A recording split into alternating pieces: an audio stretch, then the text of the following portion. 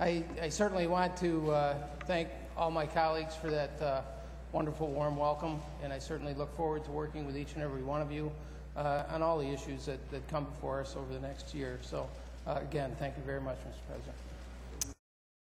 Senator Aubertine. Thank you, Mr. President. I rise today to recognize the Hammond girls basketball team, who is here with us, as well as the Siena College basketball team. The Lady Red Devils, I have the privilege to introduce them here in this chamber this year, much as I did last year in the Assembly chamber. Along with the Lady Red Devils are their coaches, their head coach, Sean Dack, assistant coach, Larry Hollister, assistant coach, Chet Turkowski, as well as their superintendent, Doug McQueer. This is a very unique basketball team in many ways, not the least of which, Mr. President, is that their overall record this year was 24-4, with their league record of 12-0. But the real remarkable stat in their record is they've achieved 101 consecutive league wins and still counting. So the Hammond Lady Red Devils are the first Section 10 team to ever win back-to-back state titles, and I would appreciate it if you would offer them the condolences or congratulations of this House. I certainly intend to support this particular piece of legislation. However, I do have a couple of concerns, and if the sponsor would yield just to address those concerns, if he might. Senator Lanza, will you yield? Yes, Mr. President. Senator yields. Thank you, Senator. Thank you, Mr. President. A couple of the questions that I have on this bill. As you're no doubt aware, farm use of diesel fuel is not taxed. In fact, it's dyed, the fuel is, when it's delivered, so that it's not used commercially. Are you aware of that? My question is this. In light of the fact that diesel fuel that's used for agricultural purposes is untaxed. Now, the last diesel fuel that I bought on my farm recently was $3.86. It's untaxed. Now, the tax is 32 cents, correct? Well, if we add that, it's $4.18. Okay? The average price for fuel, according to all the numbers that I have, is $4.58. Now, if you take the average price for fuel, subtract the fuel, the pure cost of fuel plus the tax, the $4.18, you got 40 cents. My question to you is this. That 40 cents, nobody seems to know where it is. Would the gouging language in this legislation address that 40 cents? If the sponsor would continue to yield. Senator Lanza, will you continue to yield? Yes. The senator yields. Thank you, Senator.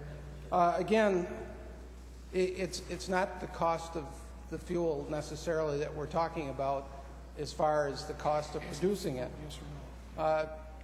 In this particular dialogue, that's really irrelevant. What is relevant, though, is the 32 cents on tax, it doesn't matter whether it's gasoline or diesel fuel. It's still 32 cents. But my question to you, sir, was this. The pure cost of diesel fuel without the tax is $3.86. That's the cost of fuel delivered to my farm, no tax. The tax, if it were taxed, if you were to buy it at the pump, would be 32 cents. If you add those together, it's $4.18. But the average cost at the pump isn't $4.18. It's not the pure cost of diesel and the tax. The cost of at the pump is $4.58. There's 40 cents overcharged there. My question to you, sir, is this. Does your legislation, will it address that 40-cent differential? If the senator will continue to yield for one more question. Going for punishment. Continue to yield for one more question. Yes. Senator yields for one more question. Thank you, Senator. As I'm sure you're aware, not every engine that runs on a farm is diesel. There's a lot of gas engines on a lot of farms. Now, when gasoline is delivered to a farm, it is taxed, okay? But there is a mechanism in place that allows a farmer to recoup that tax. And there's a tax form, it's Form 4136, I believe it is, when you do your taxes. Would it be something that you might consider, either in this bill or in another bill, the idea of opening that mechanism up to everyone? So if you were to keep track of your sales tax on the fuel that you use, you can recoup it that way. And that way, if you were to do it in this bill in particular, you would have a mechanism in place that we could all access that would go directly to the consumer of fuel. The farm delivered price for diesel fuel on the farm, as I indicated to Senator Lanza, that was the latest price that I paid was $3.86. That's for diesel fuel that's dyed. It's dyed red.